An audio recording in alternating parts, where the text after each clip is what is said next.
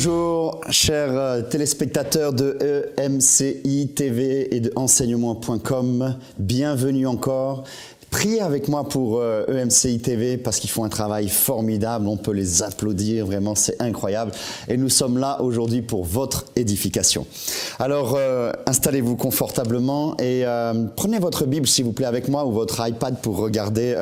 Et nous allons partager la parole du Seigneur. Nous sommes en train d'aborder aujourd'hui un thème qui m'est très cher et je pense que le Seigneur me l'a rappelé très récemment alors que je priais en venant ici, j'étais dans l'avion et puis à un moment donné j'ai regardé un post et puis sur Facebook et puis il y avait un intercesseur en Afrique qui avait laissé un mot et qui avait dit « Oh, l'Église intercède de moins en moins, les chrétiens intercèdent de moins en moins. J'ai fait une réunion hier, il n'y avait qu'une personne qui venait. » Ça m'a beaucoup surpris, vous vous rendez compte, parce que les Africains sont connus pour être des hommes et des femmes d'intercession.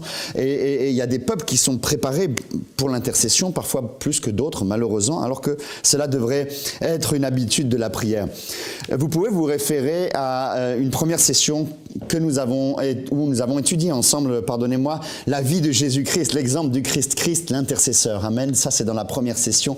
Et vous pouvez vous y référer si vous voulez, pour comprendre combien Jésus-Christ lui-même a intercédé pour les coupables et comment il nous a demandé d'être des petits Christ aussi dans ce sens.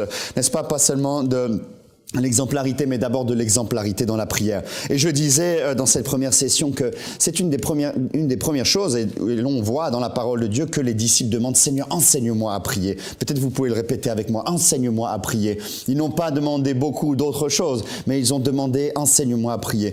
Et bien leur en a pris parce que la prière est un des arts les plus difficiles, presque oubliés dans l'Église, ce qui fait la faiblesse de l'Église. Et j'en veux pour preuve le texte de Ézéchiel au chapitre 28, que nous allons partager ensemble et qui nous parle de la victoire spirituelle contre l'ennemi de nos âmes, Satan, mais également contre le péché qui évidemment est inspiré non seulement par le malin, mais également par notre nature qui voudrait toujours subsister à la nature spirituelle. Et aujourd'hui, j'aimerais vraiment parler aux intercesseurs. C'est un honneur pour moi de m'adresser aux intercesseurs. J'aimerais vous dire quelque chose. Il n'y a pas de plus beau ministère spirituel que celui d'intercesseur. Souvent, les intercesseurs ont été relégués derrière l'Église. On les met jamais dans l'estrade pour les applaudir alors que c'est eux qui portent l'Église. Beaucoup de ministères, ils ont leurs intercesseurs et alors du coup, eux, ils ne prient plus beaucoup. Et je peux vous dire, c'est une grave erreur qui est là et il est important que chaque chrétien devienne chrétien, engagé, disciple, motivé, leader. On peut employer tellement de termes.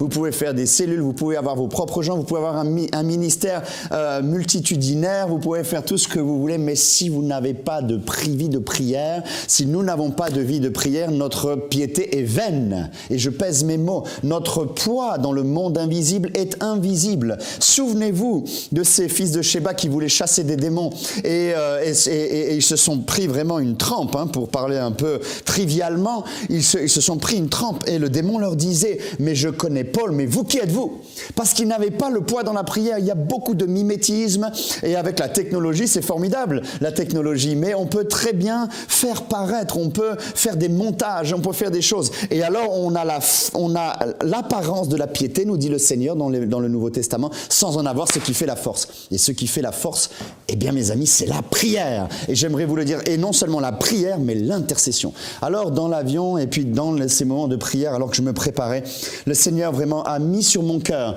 de pouvoir faire ce séminaire avec vous sur l'intercesseur. Dis avec moi, l'intercesseur. Je le disais tout à l'heure, souvent, il y a beaucoup plus de femmes dans les églises qui prient que d'hommes. On se demande pourquoi. Eh bien, moi, j'ai la réponse, je vous l'ai dit, c'est parce qu'on dit intercesseur et pas intercesseur. Mais hors de la plaisanterie, nous avons besoin de tous devenir des intercesseurs. Nous allons donc maintenant aller directement dans Ézéchiel 28, qui est un texte formidable. La Bible dit, la parole de l'Éternel me fut adressée en ces mots. Fils de l'homme, dis au prince de Tyr, ainsi parle le Seigneur l'Éternel, ton cœur s'est élevé et tu as dit, je suis Dieu, je suis assis sur le siège de Dieu au sein des mers. Toi, tu es homme et non Dieu. Tu prends ta volonté pour la volonté de Dieu. Voici, tu es plus sage que Daniel. Rien de secret n'est caché pour toi. Par ta sagesse et par ton intelligence, tu t'es acquis des richesses. Tu as amassé de l'or, de l'argent dans tes trésors. Par ta grande sagesse et par ton commerce, tu as accru tes richesses. Par tes richesses, ton cœur s'est élevé. C'est pourquoi ainsi parle l'Éternel, parce que tu prends ta volonté pour la volonté de Dieu. C'est pas le thème, mais comme ça nous arrive très souvent de prendre notre volonté, nos sentiments pour les sentiments de Dieu. Mais attention, le sentiment, n'est-ce pas? Et souvent c'est ce qui se passe dans l'Église et dans nos propres vies et dans nos propres familles. Voici la parole du Seigneur. Voici, je ferai venir contre toi des étrangers les plus violents d'entre les peuples. Ils tireront l'épée contre ton éclatante sagesse. Ils souilleront ta beauté. Vous avez compris, là, Dieu parle au diable lui-même, n'est-ce pas? Ils te précipiteront dans la fosse et tu mourras comme ceux qui tombent percés de coups au milieu des armes. En face de ton meurtrier, diras-tu, je suis Dieu. Tu seras homme et non Dieu sous la main de celui qui te tuera. Tu mourras de la mort des incirconcis par la main des étrangers, car moi j'ai parlé, dit le Seigneur l'Éternel. Alors, évidemment, vous pouvez étudier ce texte et vous verrez tous les mots-clés, n'est-ce pas, qu'on retrouve dans l'accomplissement christique de la mission de l'intercession dans le Nouveau Testament, où l'on voit tous les adjectifs les plus importants. Les violents d'entre les peuples perceront. Donc, vous vous souvenez que Jésus nous dit, ce sont les violents qui s'emparent du royaume de Dieu. On parle ici des intercesseurs. Quand il parle qu'ils lèveront l'épée contre toi, évidemment, ce n'est pas une épée physique, parce que le diable n'est pas physique. Alors, il faudrait vraiment être un peu bizarre pour croire ça. C'est l'épée spirituelle. L'épée, c'est la parole de Dieu. Et donc, nous voyons ici, en filigrane, nous voyons ici le ministère de l'intercession. Et dans ce que je voudrais partager, vous pouvez évidemment utiliser ces conseils pour votre vie personnelle, mais vous pouvez apprendre à intercéder en famille de cette manière. Surtout dans l'église, si vous avez une église, une cellule de maison, si vous avez des églises, si vous avez quoi que ce soit, quel que soit votre ministère, eh bien, nous sommes appelés à maintenir un niveau de spiritualité très élevé. Le grand mal de l'église occidentale actuellement, c'est le manque de spiritualité. Je me souviens quand je me suis converti, ça a été très difficile. Le pasteur Pierre Truchel nous formait à l'intercession. Et j'étais étudiant, parfois je me levais à 4 heures pour marcher 1 heure dans la... J'avais pas de voiture, j'étais fauché. Alors on marchait 1 heure dans la neige pour aller à la réunion d'intercession. Et je me souviens toujours des intercesseurs, notamment une grande intercesseur qui est restée vraiment une amie pour moi, qui s'appelle Hélène Vagneux-Vanuise, et qui dès ma vie, ma tendre vie chrétienne, m'a immédiatement appris à intercéder. Je dis toujours que je suis né dans les jupons et j'ai été élevé dans les jupons des femmes d'intercession, et je pense que c'est la meilleure bénédiction qui ait pu m'arriver, n'est-ce pas? Et j'aimerais vous le dire parce que le niveau de spiritualité, lorsqu'il est combiné avec un niveau de compassion qui est important, avec la compassion pour les âmes, eh bien cela va être une priorité absolue des croyants, mais également une arme incroyable dont nous disposons, nous, en tant que chrétiens. Bien souvent, nous sommes faibles, nous n'arrivons pas à obtenir des victoires spirituelles. Eh bien, c'est parce que nous oublions de développer notre vie de prière. Je me répète, il faut développer notre vie de prière de manière constante et qui va nous entraîner obligatoirement, nécessairement, dans une vie d'obéissance, qui va devenir une obéissance absolue. Et évidemment, nous ne serons pas épargnés des épreuves, puisque dans ce texte, nous voyons bien que ceux qui se lèvent dans le monde invisible contre la puissance des ténèbres eux-mêmes, eh bien, évidemment, ils vont aussi avoir des conséquences. Sur un ring, je dis toujours sur un ring, n'est-ce pas? Il n'y en a pas qu'un qui donne des coups et l'autre, il ne reçoit rien. Quand on donne des coups, on en reçoit aussi. Et c'est souvent pour ça que beaucoup de chrétiens, eh bien, n'osent pas s'engager dans l'intercession, n'osent pas devenir matures à ce sujet, n'est-ce pas? Et donc, j'aimerais aborder pas seulement la prière, mais je voudrais aborder comme un parcours, les parcours d'intercession que nous pouvons avoir.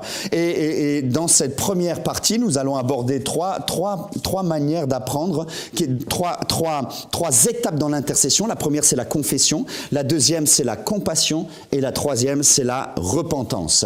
Et bien évidemment, ce sont des grands thèmes que nous connaissons tous. Mais nous voulons maintenant le ramener dans la théologie pratique, dans la pratique de tous les jours, comme un parcours, comme un chemin, comme si on va faire notre footing, n'est-ce pas? Parfois, on n'a pas envie d'aller courir, il fait froid. Et au Canada, ici, quand vous courez, vous avez froid, vous devez mettre les gants. Mais ça fait tellement de bien. Et vous devez comprendre que dans le monde spirituel, c'est comme dans l'armée, il y a des grades spirituels. C'est pas la démocratie dans le monde invisible. C'est vraiment c'est vraiment gradé. Il y a des différences de niveau spirituel.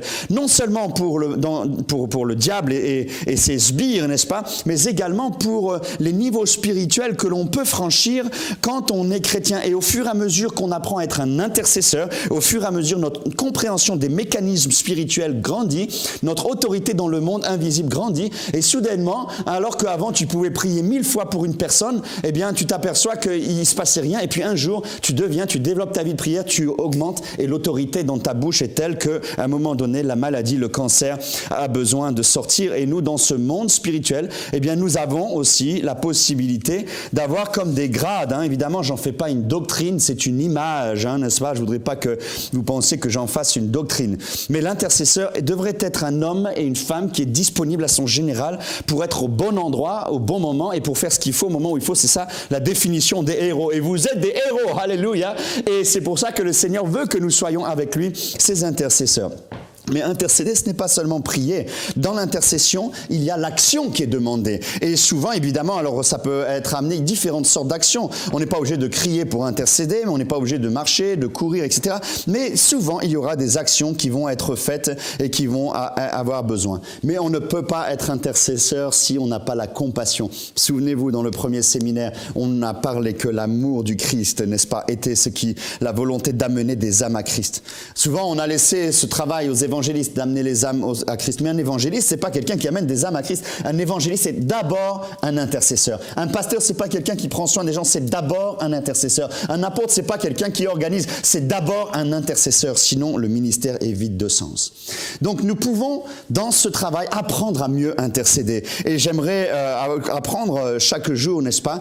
Et j'aimerais aussi que vous puissiez apprendre. La première étape, qui n'est pas la plus compliquée, mais qui est quand même déjà compliquée, beaucoup de gens ne le font même pas, c'est l'étape de la confession.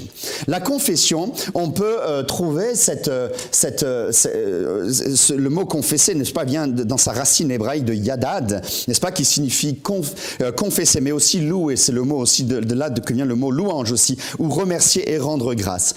L'une des choses prioritaires, c'est une introduction, n'est-ce pas, mais c'est quand même important de savoir le faire. Eh bien, nous prenons l'habitude dans notre vie, n'est-ce pas, d'élever des mains. Quand on parle de la confession, c'est-à-dire quelque chose qui est intérieur à nous, maintenant doit sortir de la bouche, parce que nous l'avons vu, ils tireront l'épée, ils tireront la parole qui est dans leur cœur. Ce qui provient de notre cœur, n'est-ce pas, c'est de cela que la bouche parle, nous dit la parole de Dieu. Dieu veut donc que nous soyons pleins de Christ, pleins de sa parole, et que nous apprenions à le confesser. Beaucoup de gens disent, on prie en silence dans les églises, la prière c'est privé, etc. Ceci est tout à fait mensonger, ou en tout cas, c'est peut-être vrai pour la méditation, mais ce n'est pas vrai pour l'intercession. Si tu deviens un intercesseur, la première chose qu'il faut apprendre, n'est-ce pas, c'est confesser dans le sens de proclamer, confesser dans le sens de remercier. Et souvent, même par la foi, sans même avoir reçu, je déclare au nom de Jésus que les promesses sont oui et amen. Et tant que tu n'apprends pas à les déclarer, n'est-ce pas, eh bien, ces choses ne se font pas. Hébreux 11, je vous le rappelle, nous dit que la foi est une démonstration des choses qu'on ne voit pas encore. Dans nos réunions, et même quand quelqu'un se convertit, il faut tout de suite lui apprendre, n'est-ce pas, à exercer, à exprimer, n'est-ce pas, la confession dans le sens de déclarer ce qu'il désire afin que les choses s'en suivent. N'oubliez pas que le Seigneur dit à ceux qu'il aime qu'il exaucera les désirs de leur cœur. Et souvent, nous pensons que c'est mauvais d'avoir des désirs. Non, il faut que nos désirs soient spirituels, alléluia, mais ensuite, si nous ne les déclarons pas, la foi, c'est la démonstration des choses qui ne sont pas encore là. Donc, il faut vraiment apprendre à sortir la parole de Dieu. C'est la première étape de la confession. Alors, à première vue, on peut avoir l'impression qu'un tel lexique nous éloigne des significations théologiques à ce sujet-là, mais dans cette parole yadad, on retrouve la racine aussi de halal, qui est la racine du mot alléluia, n'est-ce pas, alléluia. Et en alléluia, ça veut dire, je me souviens, en sourd et muet, on m'avait appris à cela quand j'étais enfant, n'est-ce pas, c'est je prends mon cœur, ou je prends mes paroles, je les mets dans un cadeau et je l'envoie au ciel. Il y a donc un mouvement de l'intérieur vers l'extérieur. On ne peut pas devenir un intercesseur, on ne peut pas être dans l'intercession en n'ayant qu'une prière introvertie et qu'une prière silencieuse, ce n'est pas possible. L'intercesseur doit donc apprendre à prier non seulement comme cela dans sa vie privée, mais aussi en public. Parce que c'est important, parce qu'en priant, quand il confesse les choses, il utilise la parole de Dieu qui est le Verbe, qui est le symbole du Seigneur Jésus-Christ. Alors évidemment, on apprend à confesser la bonté imméritée de Dieu en faveur des hommes, ce qui est important. On l'a vu aussi parfois, on confesse le caractère de pardon du Seigneur, on lui rappelle ses promesses, on lui rappelle qui il est, comme dans le psaume 51, il disait lave-moi et purifie-moi. Il disait, tant que j'avais gardé cela dans mon cœur, eh bien, mon péché me consumait. Et donc, l'une des plus grandes attributions dans la confession qui est important aussi à faire dans l'intercession, et vous pouvez faire un programme d'intercession dans vos églises, n'est-ce pas? Et on va commencer par la confession des choses, eh bien, c'est la confession des noms de Dieu, par exemple. Parce que la confession des noms de Dieu est comme un étendard qu'on élève, n'est-ce pas? Et dans cet étendard qu'on élève, c'est un drapeau qui vient dire, voilà, moi, l'intercesseur, je viens maintenant contre toi, le prince de Tyr, au nom de Jésus-Christ. Je me souviens un jour, les Américains avaient installé en Haïti leur drapeau à l'aéroport, et le président Préval à l'époque et le peuple se sont émus de cela, et vraiment ça a failli faire une grande insurrection. Ils ont dû vraiment le retirer parce que on était en Haïti, on n'était pas aux États-Unis. Vous comprenez ce que je veux dire? Donc c'est de la même manière. Confesser les choses de Dieu, c'est commencer à amener le drapeau, et on ne peut pas obtenir de l'autorité spirituelle si on ne montre pas de qui on vient. La Bible nous le dit dans le psaume 105, louez l'Éternel, faites connaître parmi son peuple ses hauts faits, chantez, glorifiez, etc. Donc cette confession est très importante, et le diable attaque souvent cela justement pour nous empêcher, pour dire je garde ça personnellement, etc. Mais nous confessons les prophéties, les promesses que Dieu nous a données, les prophéties familiales de l'Église, les personnels, etc., etc. Vraiment, ça c'est un travail. Voici donc la première étape, l'étape de la confession. Il faut que l'Église, il faut que nous retrouvions cette capacité et cette formation pour les gens de la confession. Une fois qu'on a déjà passé quelques minutes à faire ça, ou parfois vous verrez qu'en vous entraînant à prier, les heures passent, vous vous rendrez même pas compte, n'est-ce pas? Il y a une deuxième étape qui est un niveau un peu plus difficile, n'est-ce pas? Qui là nécessite un travail de notre cœur qui soit important, et c'est l'étape de la compassion. Réfléchissez à ce mot, Jésus ému de compassion. Tout travail spirituel qui ne soit pas empreint de compassion est vain. Beaucoup de fédérations sont devenues tellement politiques, elles trafiquent, elles essaient d'avoir des postes, etc. Parce que comme on manque de puissance, alors on a besoin de titres. Souvenez-vous toujours, au plus quelqu'un a besoin de titres, moi je suis apôtre interplanétaire galactique, ou moi je suis président des fédérations, etc. C'est peut-être bien si c'est un appel du Seigneur, soyez bénis, c'est formidable. Mais si vous êtes là pour masquer le manque de puissance spirituelle, c'est simplement parce que vous ne priez pas. Et ce n'est pas le plus important d'avoir des titres. Le plus important, c'est d'être connu dans le monde invisible. Et je vous le dis avec tout l'amour du Seigneur et toute la compassion du Seigneur, quand bien même cela puisse parfois vous déplaire, n'est-ce pas? Eh bien, dans ce mot compassion, en hébreu, c'est le mot rajam qui veut dire avoir compassion, être miséricordieux. On peut le traduire en français moderne comme ressentir de la peine, ressentir de la blessure. Et plus de 125 fois dans l'Ancien Testament, on trouve ces mêmes racines. Et on les trouve dans le langage de l'assymérien, de l'araméen, de l'éthiopien, de l'akkadien. À chaque fois, cela veut dire la même chose.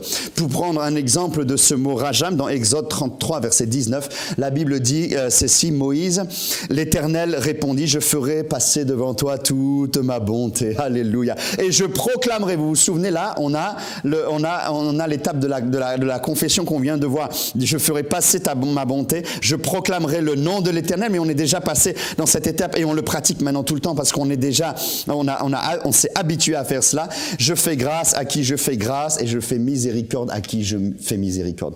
L'intercesseur vient devant le Seigneur. L'intercesseur, c'est l'avocat, celui qui proclame les choses, qui rappelle le droit céleste, qui rappelle que le salut est une invention de Dieu, qui vient de son cœur, de sa miséricorde. Et soudainement, tu ne peux pas devenir un homme de prière si tu n'as pas d'amour. Je vois parfois des gens qui intercèdent comme ça et ils sont durs avec les gens. Parfois, je vois des gens qui chassent des démons et qui sont durs avec les gens. Ils secouent les gens. J'en ai vu même qui marchaient sur les gens, etc. Mais ces gens-là ne viennent pas de Dieu. Ce n'est pas possible parce que lorsqu'on vient de Dieu, on a compassion. On prend une brebis, on la sert. On prend une femme pécheresse, on lui dit va et ne pêche plus. On prend un Zachée, on lui dit tu peux tout refaire, je peux venir dans ta maison. On va voir Matthieu. La compassion, l'amour. Et quand on devient un intercesseur, soudainement le cœur de Dieu commence à battre en nous. Il commence à battre en nous et on sent, n'est-ce pas, la miséricorde qui est en train de venir. Et peut-être tu es en train de prier. D'abord, tu étais confessé. Puis maintenant, ça se calme. Et puis soudainement, tu te mets à pleurer. Tu dis, mais Seigneur, mais comment on va s'en sortir?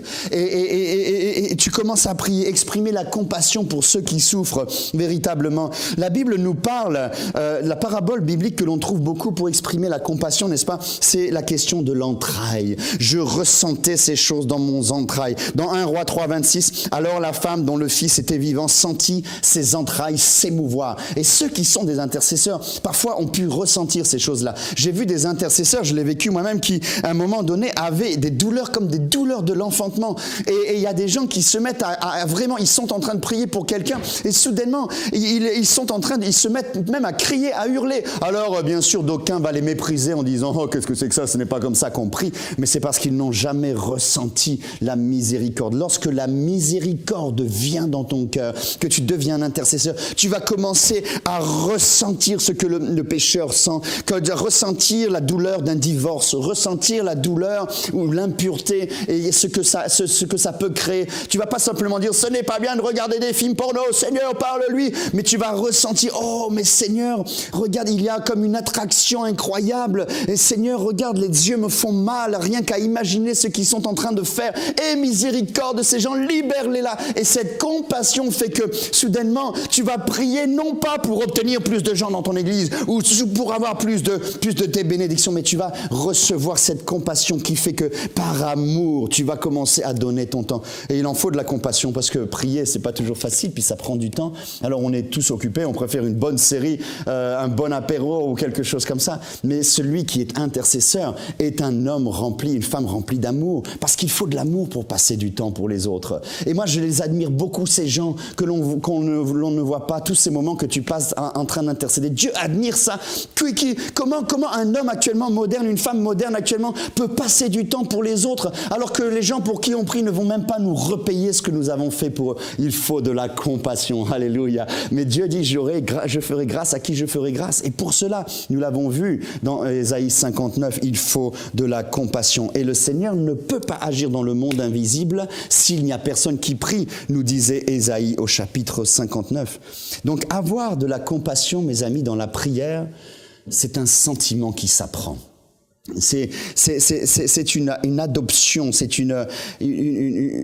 savoir comprimer son cœur, comprimer son individualisme, comprimer son intérêt propre pour se mettre au service de cela. Et c'est pourquoi Jésus a reçu, nous l'avons étudié, la plus grande des récompenses, parce qu'il a intercédé pour les coupables. C'est-à-dire que lui qui avait toutes les capacités célestes, etc., au lieu d'utiliser sa puissance pour son propre intérêt, il est devenu le roi serviteur. Au lieu d'utiliser ses capacités pour être un roi qui règne, il est devenu un roi. Il a décidé d'être un sacrificateur, de rester dans la sacrificature, ce qui veut dire le service des autres au dépit de ma propre vie. Lorsqu'on fait cela, évidemment, il faut beaucoup d'amour. Et cet amour s'apprend aussi par l'école de la souffrance.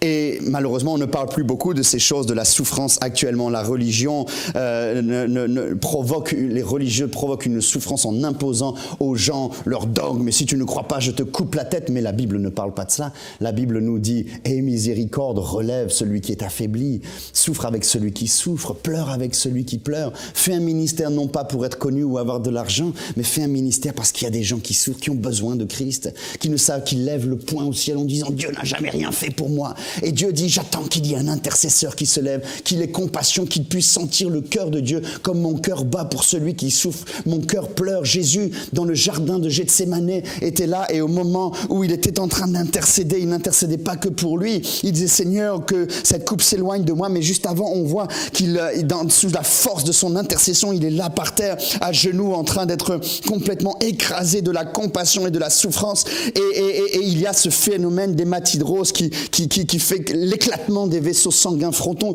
ici des vaisseaux capillaires sanguins et frontaux, pardon, et qui fait que maintenant sa sueur se transforme en sang. Il y a une identification totale qui est en train de se faire. Jésus a compassion de toi et il prie dans le jardin de ta détresse, dans le jardin de ta souffrance. Et c'est pourquoi nous savons aujourd'hui que nous avons un intercesseur auprès du Père et que nous sommes vaincus. Et comment voyons-nous les victoires spirituelles? La Bible nous dit, ils tireront l'épée sur toi. Oh, on le voit ici. Et j'aimerais vous le dire vraiment. La parole de Dieu ici nous le dit. Tu mourras comme ceux qui sont percés de coups. Ces coups-là, n'est-ce pas? Eh bien, ce sont les coups que le diable redoute. Parce qu'il y a une chose qu'il ne peut rien faire, contre laquelle il ne peut rien faire, c'est l'amour. Quand quelqu'un te hait et que tu lui réponds par l'amour, il est vaincu. Quand le diable essaie de te faire passer passé par quelqu'un d'incroyablement horrible et que tu réponds avec la patience et avec l'amour, là, les coups que l'on va envoyer dans la confession de la puissance du Seigneur, des promesses de Dieu, la première étape de la confession. Puis ensuite, ceux qu'on va arriver avec un cœur qui est plein d'amour, n'est-ce pas, et sont terribles contre le diable. Et c'est pourquoi la Bible dit que c'est eux, ce sont les intercesseurs, les hommes et les femmes de prière, c'est eux qui te perceront de coups. Et je peux vous dire, il faut construire nos ministères sur la force des intercesseurs. Si vous êtes un intercesseur, peut-être personne ne vous a félicité de le faire, mais moi j'aimerais vous dire, vous êtes mes héros, vous êtes les héros du Seigneur, car il n'y a rien de tel qu'un intercesseur. La force de Jésus était dans cette compassion pour ces brebis qui étaient sans berger. Il n'était pas là pour démontrer son ministère, il était là pour prendre soin, pour aller chercher celle qui était perdue. L'intercession efficace passe donc par la connaissance du peuple de Dieu, de l'amour de Jésus. Dieu est amour, Jésus est amour, et il faut le rappeler. Et donc l'intercesseur est celui qui apprend à considérer les autres avant son intérêt propre, n'est-ce pas? C'est celui qui applique « aime-toi comme tu aimes aussi les autres », comme David l'a fait, on le voit, comme Jésus nous l'a montré. L'intercesseur, doit être un homme qui apprend, une femme qui a laissé l'homme spirituel éprouver des sentiments. Et j'aimerais vous le dire, l'intercession, ça s'apprend. Ces sentiments de douleur qu'on peut ressentir, et on le voit dans la grande majorité des métaphores bibliques qui se réfèrent à un tendre amour. Vous pouvez le dire avec moi, à un tendre amour. Et dans le Nouveau Testament, le terme de avoir compassion, on le retrouve à de nombreuses reprises, comme par exemple dans Matthieu 9, verset 27, « Aie compassion de moi, fils de David, aie pitié de moi ». Souvent, dans les campagnes que nous faisons dans le monde, ou même dans notre église, quand j'intercède pour les gens, je dis « Seigneur, je ne viens pas pour prier pour moi, mais je viens pour prier pour eux ». Je dis à la foule, j'ai fait des milliers de kilomètres, non pas pour moi, mais je suis venu pour prier pour vous. Et je dis, Seigneur, aie miséricorde, aie pitié, je crie au ciel, je fais trembler, je demande aux sonoristes de mettre vraiment la sono le plus fort possible pour être certain que le diable entend, mais que surtout Dieu entend. Aie compassion, dites avec moi, aie compassion. Et souvent, il y a beaucoup de grâces que nous ne recevons pas, n'est-ce pas, parce que nous ne sommes pas prêts à recevoir les grâces. Charles Finney nous disait, le synonyme d'un réveil, c'est le travail, le travail, le travail, le travail. Nous voulons souvent des grandes églises, nous voulons avoir de la grande influence, nous voulons parler aux gens, etc. Mais pourquoi faire? Une fois qu'ils seront là, est-ce qu'on est prêt pour en prendre soin? Est-ce qu'on a préparé les structures dans l'église pour qu'ils soient réparés, pour que les couples soient restaurés, pour que les malades soient guéris, pour que ceux qui souffrent ne souffrent plus, pour que ceux qui sont maintenant dans l'incrédulité puissent avoir des classes où on peut leur apprendre à avoir la foi pour la démonstration de l'amour du Seigneur? Alors nous avons besoin de recevoir cette force de la compassion et également dans notre vie. Et parce que la Bible dit, la puissance spirituelle s'accomplit dans la faiblesse de l'homme. Et toute la puissance, n'est-ce pas, de la gloire de Dieu et de la parole est provoquée par les paroles de confession. Nous avons donc vu comme un parcours et également comme une habitude qu'on doit apprendre. Premièrement, il faut apprendre à confesser. Ça, c'est la première chose qu'on apprend quand on veut devenir un intercesseur. Et puis, la deuxième étape qui est très importante, il faut avoir le cœur du Père, le cœur de la compassion. Alors, transformez cela comme un programme de vie pour votre vie personnelle. Transformez cela comme un programme d'église, n'est-ce pas? Je pourrais vous en parler dans la prochaine session, alléluia. Mais devenez des intercesseurs, alléluia. Ayez de l'amour pour ceux qui se perdent. Et souvenez-vous, à chaque fois que le cœur de Jésus bat, à chaque fois il dit des âmes, des âmes, des âmes, des âmes, des âmes. Jésus est venu pour sauver ceux qui étaient perdus. Que Dieu vous bénisse. Soyez un intercesseur. Amen.